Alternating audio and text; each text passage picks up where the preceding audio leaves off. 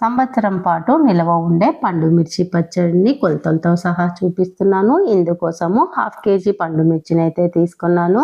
పండు మిర్చిని వాష్ చేసి తుడుచుకున్న తర్వాత ఫ్యాన్ కింద తడి లేకుండా ఆరబెట్టుకోవాలి. తర్వాత వీటి తొడిమెలను తీసేసుకొని చిన్న చిన్న ముక్కలుగా కట్ చేసుకోవాలి. పచ్చడి ప్రిపరేషన్ కోసము నేనైతే నిమ్మకాయల్ని యూస్ చేస్తున్నాను. చింతపండు వాడాలి అనుకునే వాళ్ళు 100 గ్రాముల చింతపండును పీచు తీసేసి యూస్ చేసుకోండి. 100 గ్రాముల ఉప్పు అయితే సరిపోతుంది. నిమ్మకాయలను కట్ చేసుకొని జ్యూస్ తీసి పక్కన ఉంచుకోవాలి. కట్ చేసుకున్న పండు మిర్చి ముక్కలను మిక్సీ జార్ లో వేసుకొని కొద్దిగా ఉప్పు కొద్దిగా నిమ్మరసాన్ని వేసి మిక్సీ పట్టుకోవాలి.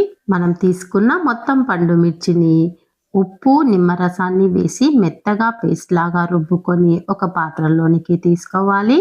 ఒకేసారి కాకుండా చిన్న జార్లో కొద్ది కొద్దిగా తీసుకుంటే మెత్తగా గ్రైండ్ అవుతుంది.